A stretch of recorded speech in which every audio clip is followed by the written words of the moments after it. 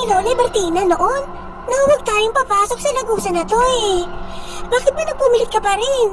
Hindi ka ba natatakot dito? Ay! Naku! Hindi naman totoo. Ang sinasabi sa atin madalas ni Lola Bertina eh. Tinatakot lang tayo noon. Ha? Sino naman nagsabi sa'yo na hindi totoo yun? Kahit naman siguro, walang sinabi si Lola Bertina. Nakikita mo naman ito, hindi ba? Ang itsura ng dinadaanan natin, oh. Sobrang dilim. Mabaho pa. At creepy talaga. Ewan ko ba? Marami sapat sa paligid, oh. Ha? Si Camaro nagsabi na niloloko lang daw tayo ni Lola Bertina. Nananakot lang daw yun para pagbawalan tayo na makita ang totoong ganda sa loob nito. Ano bang pinagsasabi mo? Kasi, ang sabi ni Camaro sa akin, may mga ginto raw sa loob nito. Ayaw mo nun? Yayaman kagad tayo. Iyon pala ang sinabi sa'yo ni Kimaro. Bakit kinakinig doon? Sinungaling yun eh. At tuli pa. Mas naniwala ka ba ron? Kaysa kay Lola Bertina na matanda na? Oh no. Sana'y nakinig na lang ako kay Lola Bertina noon. Sana'y hindi ko na lamang pinakinggan ang usig ng utak ko na sundin ang tukso na siniksik sa akin ng panlilin lang ni Kimaro. Di sana hindi kinuha ng mga engkanto ang kaibigan ko na si Shaila. Ako nga pala si Kentaro na ulilala ng lubusan. Ako'y lumaki sa bahay ampunan kasama sila Shaila na tinuring ko ng pinakamatalik kong kaibigan. At ilang mga nakasabayan kong lumaki roon na sila Kemaru at iba pa. Hayaan niyong ma-share ko sa inyo ang isang nakakakilabot na karanasan na kung hindi sana ako naging isang pasaway na bata noon ay hindi malalagay sa alanganin ang buhay namin. Itong karanasan kong ito ay maaari makapagbigay ng aral sa inyo.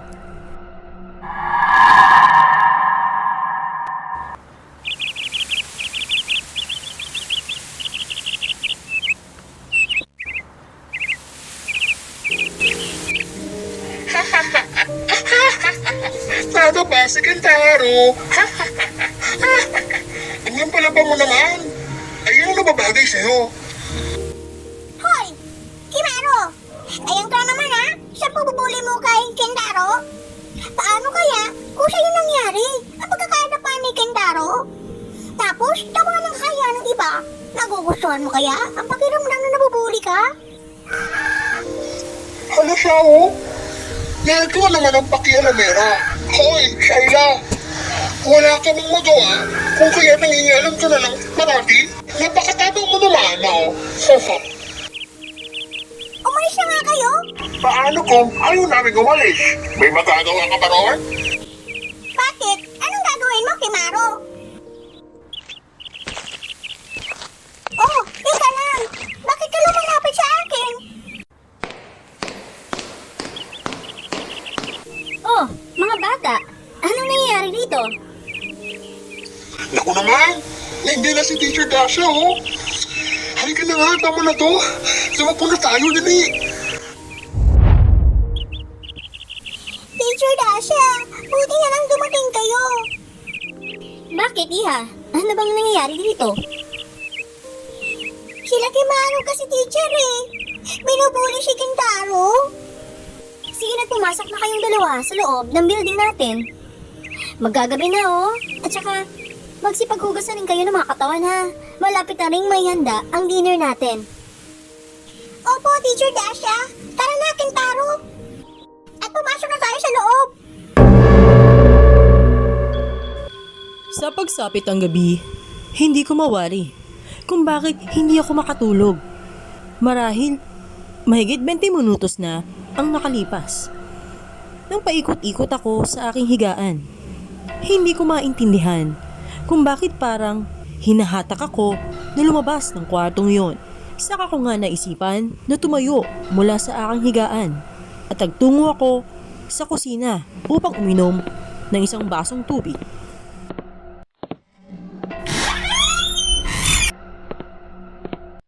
Pagkaraan ng ilang sandali, nang naroon na ako sa loob ng kusina habang abala ako sa pag-inom ng isang basong tubig.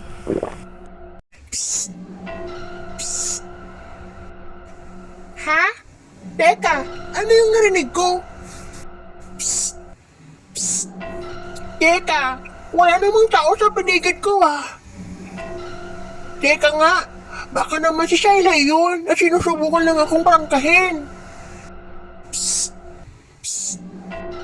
Hayos naman, Shyla! Ikaw ba yan? Pwede ba? Lumabas ka na nga dyan, hindi ka nakakatuwa. Psst!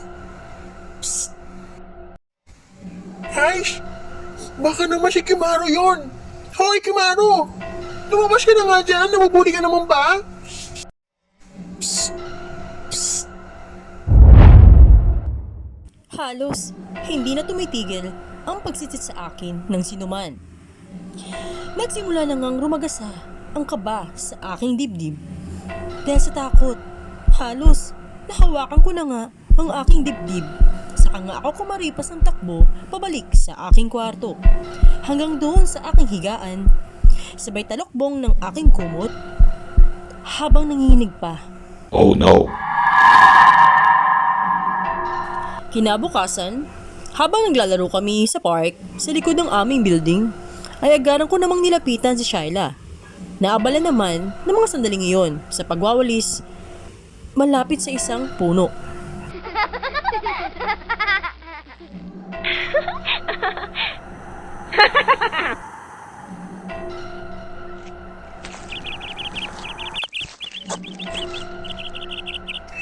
Magandang umaga sa'yo, Shyla.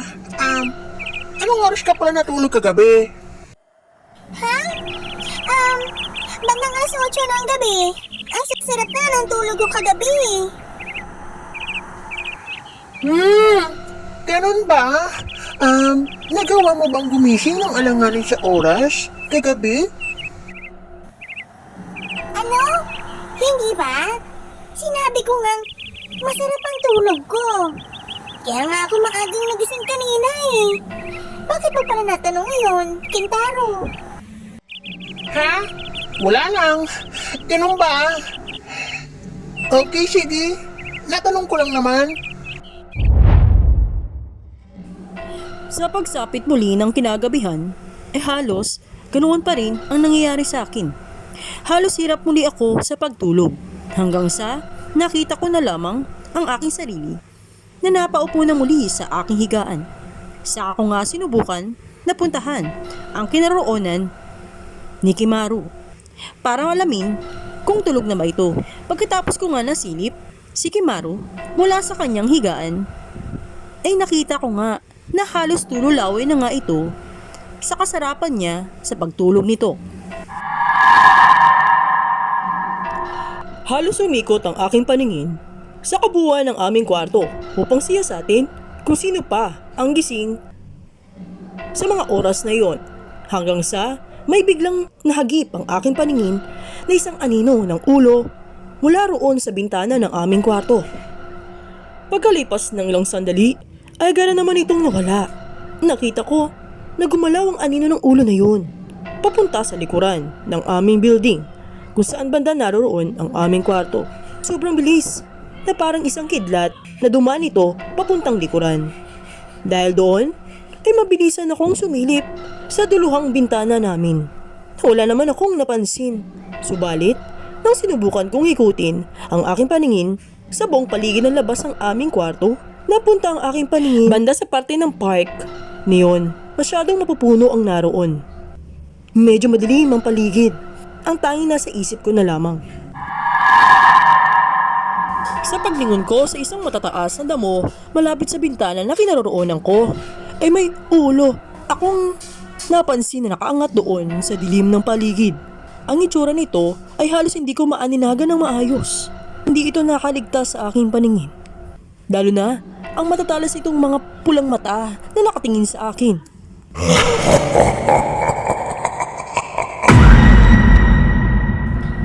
Parang may tumarak na kidlat sa aking isip. Dumaan pababa sa aking puso na isang makapanindig balahibo na nerbiyos. Nanigas bigla ang mga kamay ko dahil sa takot hanggang sa bigla na lamang ako napaupo sa sahig at patarantang tumakbo pabalik sa aking higaan. Saka nga ako tumalakbong muli sa ilalim ng aking kumot. Pagkaraan pa ng ilang araw, kahit ganoon pa rin ang aking pakiramdam na halos hindi ako makatulog ng maayos, ay hindi ko na nga nagawa pang umalis sa aking higaan. Isang araw, tumatakbo si Shyla sa akin habang abala naman akong nagbubunot ng sahig sa hallway ng aming building. Kintaro! Kintaro! Dali! Dumalaw si Lola Bertina, oh!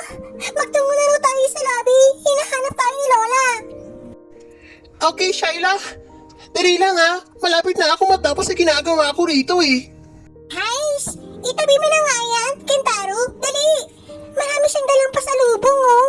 Para sa atin. Talaga ba? Shyla? Okay, sige. Eto na. Oh, tara na.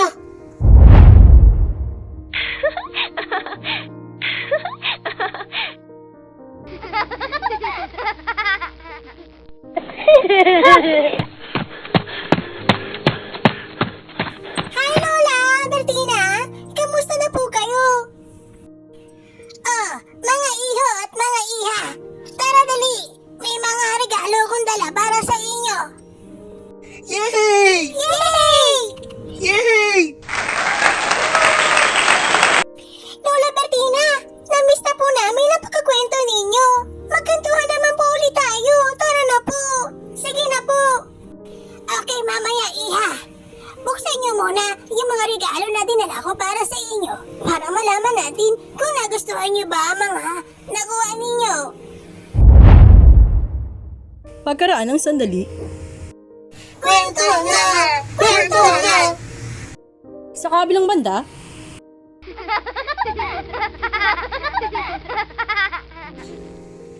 Nako, Shyla. Bigla atang sumakit ang tiyan ko. Alis muna ako ha, saglit. Punta lang ako sa CR para magbawas. Ha? Okay, sige. Sabihan ko na lang si Lola Bertina. Hala, mga minamahal kong children, tara na, simulan na natin ang pagkukwentuhan natin. Opo! Opo! Katulad pa rin ng dati. Parati kong sinasabi sa inyo, hindi ba? Mga children, na huwag kayong pupunta roon sa gitna ng gubat na malapit dito sa ating building. Pinakakatakot na kuweba roon.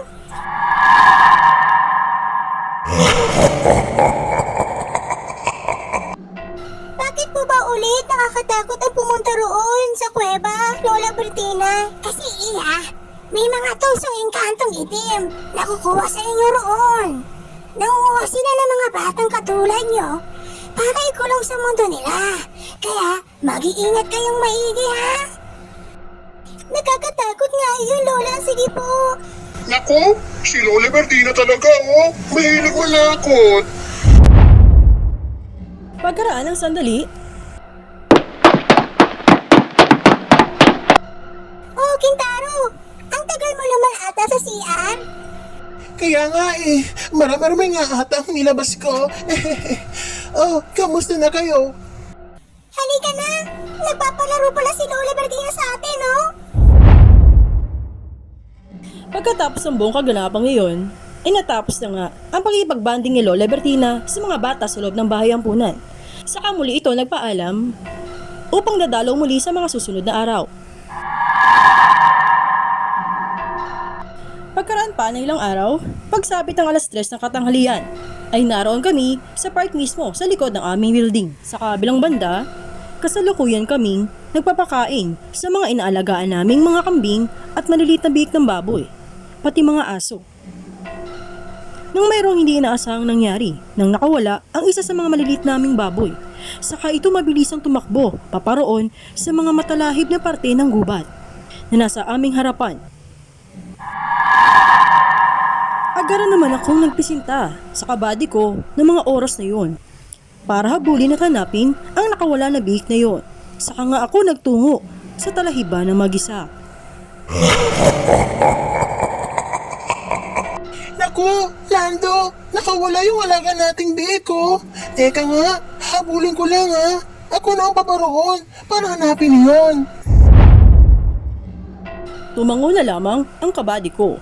Saka nga ako nagmadaling magtungo paparoon.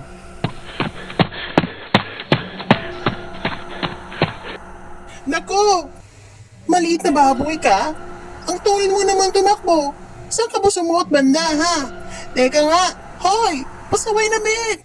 Kung saan ka man banda nagtatago, pwede ba magpakita ka na? Please! Psst! Psst!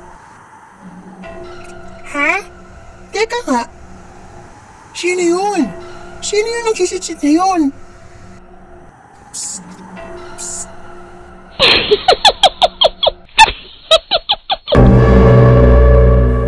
Sa paglingin ko sa di kalayuan, may nakita akong parang kasing height ng isang bata na katulad ko ang nakatayo banda sa gilid ng isang napakalaking balete. Nakasuot ito ng kulay puting damit. Sobrang puti rin ng kulay nito. Halos masyado ring matingkad ang kulay puti nitong buhok. Na mahaba na palagay ko'y hanggang baywang ang haba nito. Mahaba at long sleeve ang kanyang kasuotan. Puti ang kulay ng kanyang balat na kasing kulay ng kanyang damit at buhok. Nagtaka ako kung bakit kakaiba ang itsura ng nilalang na yon. Oh no. Ow! Psst! Psst! Halika bata, pumunta ka sa kalabanin ko. Ang mga mensahe na yon ay biglang bumulong sa tenga ko na tila ba nakatayo lamang ito sa aking gilid.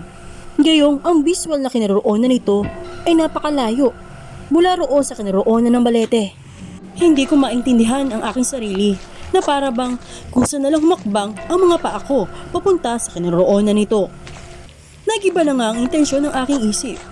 Sa mga oras na yun, imbis na hanapin ang nawawalang maliit na biik ay para bang napasailalim ako ng karisma ng kakaibang nilalang na tumawag sa akin para pumaroon sa kinaroonan niya.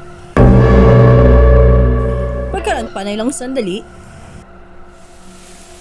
Hoy! Kintaro! Kintaro! Bakit di ba natin pinupuntahan mo riyan? Kintaro!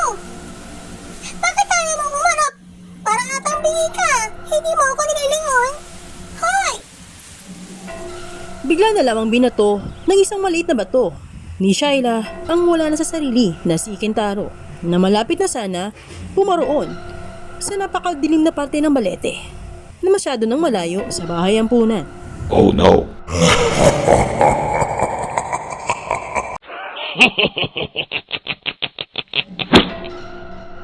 Aray! Lintik na yan! Sino ang bumoto na yun? Lumingon ako sa aking likuran. Saka ko nga nakita si Shaila at ng iba pang mga kabataan kasama niya. Di kalayuan sa akin na para bang galit na galit sila sa akin. Oh! Shaila! Bakit kayo nariyan? Sino bumoto sa akin? Ako? Bakit? May problema ka? At saka, paano hindi kita babatuhin eh? Sobrang bingi mo eh. Kanina pa kaya ako sumisigaw rito. Hindi ka man lang namamansin dyan. Teka nga. Lumapit ka nga rito. Delikado na dyan. Sa mga pagkakataon na yon, nabalik muli sa realidad ang diwa ko. Muli akong lumingon sa aking harapan. Saka ko nga natatanaw mula roon sa kinaroonan ko na ilang lakad na lang ay maaabot ko na ang isang napakalaking balete. Medyo nakakatakot na nga ang area roon at halos parang medyo na madilim sa paligid niyon. Biglang tumaas ang aking mga balahibo. Saka nga ako nagmadaling tumakbo pabalik kila Shaila. Hoy, Kintaro! Ano ginagawa mo ba roon sa malayo? Hindi ba? Sinabihin na tayo na huwag tayong masyadong aalis mula rito. Ayan o, halos lumagpas ka na riyan sa mataas na screen na nakapaligid sa loob ng ating building. Paano ka nga ba nakalusot diyan mula sa ating bakuran? Ha? Dito sa pintuan. Ha? Imposible naman yun. Kasi nasa akin ang susi eh. Nang binuksan namin ito kanina, sarado naman. May susi ka ba? Ha? Wala eh. May iba na nga tayo. Nasa iyo na pala yung bit na ngayon ako pa hinahanap. Oo, Hindi naman siya lumayo masyado eh. Naroon lang siya oh. Doon namin siya nakita sa likod ng puno, dito sa loob ng bakuran natin. Doon ko na lamang napagtanto na paano nga pala ako nakalabas mula sa matataas na rehas ng screen na nakapaligid sa aming building. Gayong nakakandado pala ang pinakapintuan doon. Oh no. Kinabukasan, habang ako'y tumutulong sa pagdidilig ng mga halaman sa paligid ng aming building, Nabalitaan ko na para atang may bala kang tumakas itong nakaraang araw ah. Ano? Ano bang pinagsasabi mo, Kimaro? Tapos, nagtirinay ka pa dyan. Kentaro, halos kalat na nga ang balita sa buong building natin eh. Nagkakamali ka riyan sa inakala mo, Kimaro. Hindi ko nga rin ma-explain eh. Kung paano ako napunta sa gawiroon. Sus, nagtirinay ka pa rin dyan ha, Kentaro. Huwag ka nang mag-alala. Susuportahan pa nga kita eh sa gusto mo mangyari. Gusto mo? Ituro ko pa sa'yo kung saan nakatago ang kayamanan para madala mo sa paglayas mo rito sa ampunan na ito. Huwag mo na nga akong paikutin sa mga kasinungalingan mo dyan, Kimaro. Hindi ako nagsisinungaling. Doon sa gitna ng kuweba na yun. Doon ang tinutukoy ko. May sikretong kuweba ron, hindi ba? Hindi mo ba alam? May kayamanan sa loob niyon. Maniwala ka, Kentaro. Ano? Para atang, ayan ata ang madalas na kinukwento sa atin ni Lola Bertina, hindi ba? Na delikado raw ang lagusan doon. Kasi tinitirahan daw yun ng mga engkantong itim. Hangal ka talaga, Kimaro. Ipapahamak mo pa ako, ha? Ano hangal ka dyan? Sinungaling naman niya si Lola Bertina eh. May naman talaga ang sinasabi noon. Kasi maging ako nga, napatunayan kong may ginto talaga sa loob niyon. Talaga ba, Kimaro? Nagpunta ka talaga doon? Oo nga, Kentaro. Kaya kung ako sa'yo, magpunta ka na roon.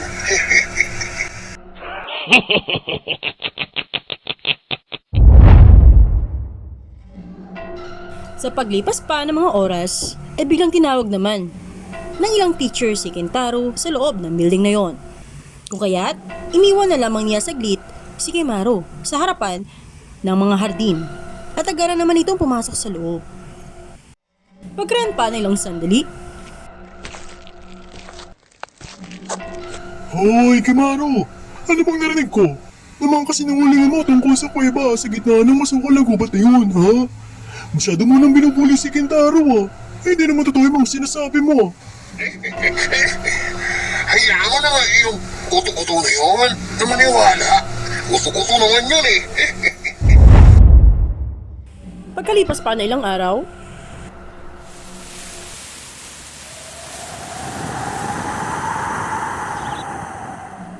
Tara, Shayla! Sama ka sa akin. May pupuntahan tayo. Ha? Saan naman tayo pupunta? Basta, sumunod ka lang sa akin mamaya, ha? Ano ka ba? Kailangan muna natin magpaalam sa bantay natin.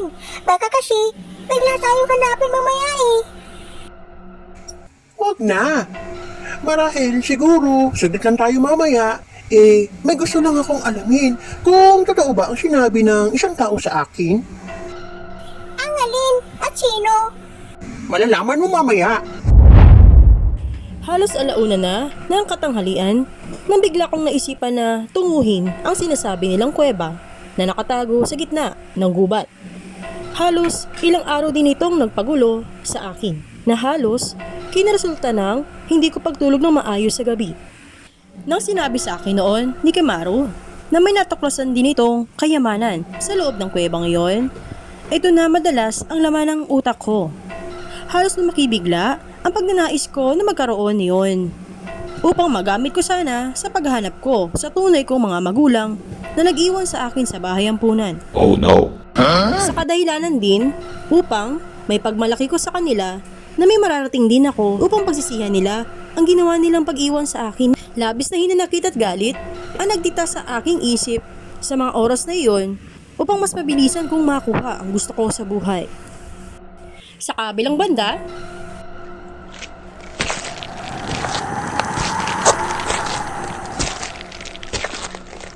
Oho, natatanaw mo na ba yun? Yung lagusan na yun, Shyla? Malapit na tayo roon. Sigurado ka ba na itutuloy pa natin ito? Naku, Kintaro. Kung hindi lang ako naawa sa'yo, hindi kita sasamahan dito eh. Pasaway ka talaga. Ano ba? Narito na tayo eh. Pagkatapos naman ito babalik naman kagad tayo sa building eh. Habang papalapit na kami sa bukana ng kuweba na halos natatanaw na namin, ay may bigla akong narinig na hindi ko mawari na para bang may nakasabay sa aming paglalakad papalapit sa nasabing kuweba. Tama yan, kita. Lumapit ka pa ng lumapit. Ha? Anong ibig mong sabihin? Hoy, Kintaro! Ano bang sinasabi mo? May narinig ka ba? Wala naman. Bakit? Ano yun? Kasi may nagsalita, ang sabi, tama yan, Kintaro. Lumapit ka pa na lumapit. Nag-halusinate ka naman dyan eh, Kintaro eh. Wala naman ng salita na narinig ko eh. Habang patuloy kami pumapasok sa loob ng nasabing kuweba, ay pakiramdam ko may napakalakas na pwersa ng magnet ang humahatak sa mga paa ko na pumapasok ng todo sa loob niyon. Unang bumalaga sa amin ang napakadilim ng area roon. Agaran ko namang nilabas ang daladala ko na flashlight. Habang papasok kami, ay sumalubong sa amin ang napakalamig ng hangin na biglang humampas sa amin na nagbula sa loob, papalabas sa nasabing kuweba na yon. Sobrang lamig. Nang dahil doon, ay parehas naming naramdaman ni Shyla ang pagtaas ng aming mga balahibo. Sa patuloy namin paglalakad, ay may isang liwanag akong nakita sa dulo. Sobrang na-excite ako. Baka yun na ang mga ginto na tinutukoy noon sa akin ni Kimaro na mayroon sa loob ng kuwebang yun. Agaran ko namang hinawakan ng mahigpit ang mga kamay ni Shyla. Saka nga kami naglalakad ng mabilis para tunguhin ang nagliliwanag na ilaw na natanaw ko sa dulong parte niyon. Sa sobrang liwanag niyon ay halos sumakit na ang aking mga mata hanggang sa nakapasok nga kami sa loob ng liwanag na yon. Sa pagpasok namin doon, ay agaran ko namang tinanggal ang mga kamay na nakapiring sa mga mata ko. Biglang bumulaga sa aking paningin ang sobrang makinang na mga gamit sa bawat gilid. Naroon nga kami sa loob ng isang napakalaking palasyo. Sobrang taas ng siling. Parang masyadong makinang o moderno ang disenyo ng palasyo na yon. Napapaligiran nga ng mga ginto at silver ang lahat na nakikita ng aking mga mata sa paligid namin. Hanggang sa may tumambad, nakakaibang mga itsura ang naroon sa loob. Mga higanting nilalang, halos pahaba ang korte ng kanilang mga tainga na patulis. May blue, black at red ang kulay ng kanilang mga mata. Hugis puso o oblong naman ang korte ng kanilang mga mukha. At kulay itim ang kanilang mga balat. May ilan naman sa kanila, halos kala mo, higante ang kanilang mga height. Ngunit ang ilan naman sa kanila ay mababa lamang ang mga taas nila, na para bang kasing taas lamang ng mga batang katulad namin. Kakatuwa ang kanilang mga kasuotan. May kulay abo o dumihing puti na parang damit ng isang ermitanyo ang kanilang kasuotan na sobrang haba. Hindi nakalapat sa sahig ang kanilang mga paa, kundi bahagyang nakalutang ito sa hangin. Nagimbal ako sa aking natuklasan. Iba't iba rin ang forma ng kanilang mga buhok. May ilan sa kanila ay mahaba, maikli, at masyado namang malalago. Sobrang mahaba rin ang kanilang mga ilong na parang katulad sa ilong ng isang witch o kay Pinocchio na pointed o pabagsak sa dulo nito. Hindi namin malaman kung saan kami pupunta ng mga oras na yon. Hanggang sa may lumapit sa amin na isang kakatuwang matanda na ermitanyo. Maligayang pagdating sa aming mundo. Tara, sama kayo sa akin. Nakakalula naman po ang lugar dito sa inyo. Anong lugar po ba ito? Malalaman mo, Iha, mamaya. Tara. Sige ho! Hoy, ano ka ba, Kintaro? Bakit pa tayo isama sa kanya? Nakita mo nga, nakakaibang kanyang itsura. Nakakatakot eh, tapos magtitiwala tayo. Hindi nga natin alam kung saan tayo dadalhin yan eh. Hayaan mo na. Basta sumunod lang tayo. Pagkaraan ng ilang sandali, Dito pala sa amin ay may selebrasyon na ginagawa sa lahat ng mga bisitang dumarating sa amin. Halika't, kumain muna kayo at tila ba, nagugutom na pagod na pagod kayo. Wow! Ang sasarap naman ng mga pagkain ng nakahain. Ang gara naman sa lugar na to. Hoy, Kintaro! Hindi mo ba naalala ang kwento noon sa atin ni Lola Bertina? Kapag may mga pagkain na inalok sa atin sa ibang lugar, huwag daw tayong kumain. Kagad-kagad. Magtigil ka nga dyan. saglit akong natahimik at pagkaraan pa ng sandali, Mukhang nga po masasarap ang mga pagkain na nakahain. Subalit, ipagpaumanin po ninyo. Ngunit, busog pa po kami. Maraming salamat na lang po sa inilok ninyo. Kung ngayon, nakikita niyo naman hindi ba ang paligid? Napakaganda rito. Lahat halos ng kayamanan ay narito na.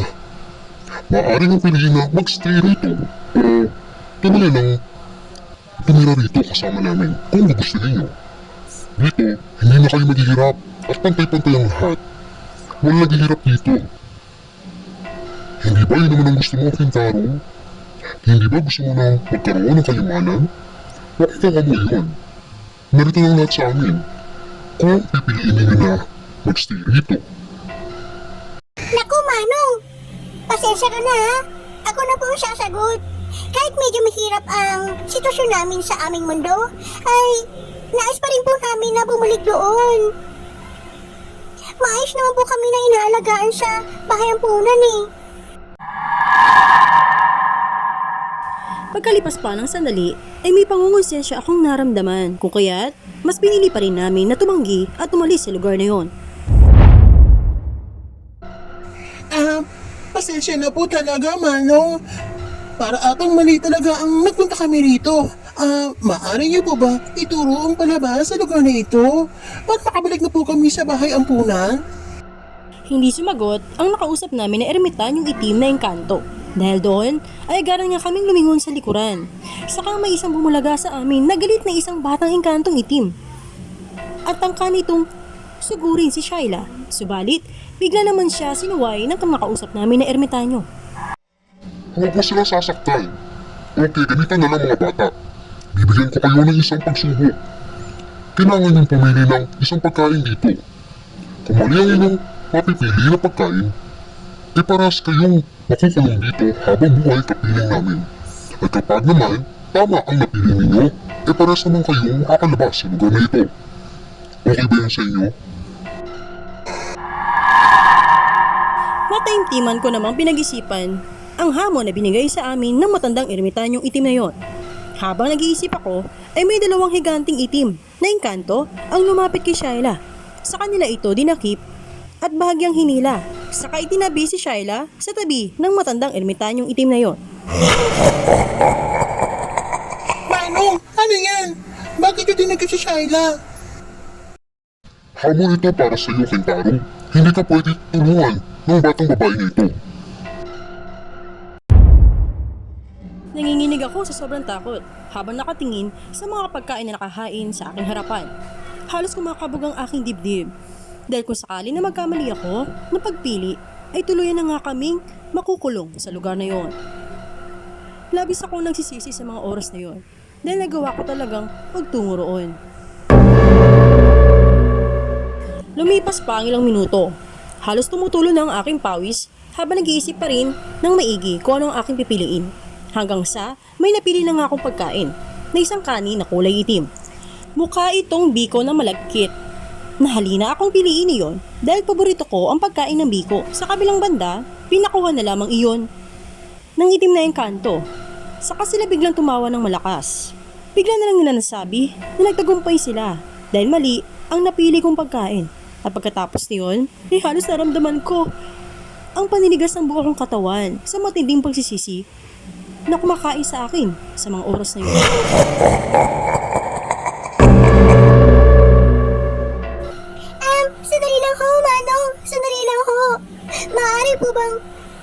na lang ang maiwan dito. Hayaan na si Kantaro na umalis dito. Hayaan na po siyang makawala rito. Kahit ako na lang po ang maiwan dito. Okay lang po. Naku, huwag Shaila. Huwag Manong. Shaila, huwag mong gawin yan. Okay lang, Kintaro. Ang mahalaga ay may isa sa atin ang makabalik. Sige na ko, Manong.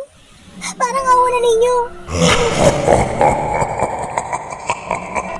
Saglit na natigilan ng ermitanyo. Saka nga ito pumayag. At pagkalipas ng sandali, ay bigla na naman nagliwanag sa aming harapan. Hinila nga ako ng mga higanting itim na engkanto na yon, papalabas sa portal na yon. Halos lumuluha lang ako habang lumalabas sa portal na yon, na nakatingin lamang kay Shaila na nagpaiwan sa lugar na yon. Sa pagdilat ko ng aking paningin ay nakita ko na lamang ang aking sarili na naroon na sa loob ng aking kwarto. Sobrang pagiyak ang aking ginawa hanggang sa nabalitaan ko na lamang nito mga nakang araw na wala na pala si Shaila dahil may umampo na raw sa kanya. Naiwan na lamang ako na nag-iisa sa bahay ampunan na yon. Nawala na ang kaisa-isa kong matalik na kaibigan na si Shaila. At dito na nga po nagtatapos ang aming kwento mula sa sikretong kuweba na matatagpuan sa gitna ng gubat. Kapiling ang aking pinakamatalik na kaibigan na si Shaila. Hi po! Kamusta po kayong lahat? Nagustuhan niyo po ba ang ating isinadulang kwento? Kung ito po inyong nagustuhan, huwag niyo po kalimutan na mag-subscribe, mag-like at mag-comment sa aking YouTube channel kung may nais po kayong sabihin. At huwag niyo rin po kalimutan na i-click ang bell para always po kayong ma-notify sa susunod ng mga videos na ating ipopost. Maraming salamat po and have a good day!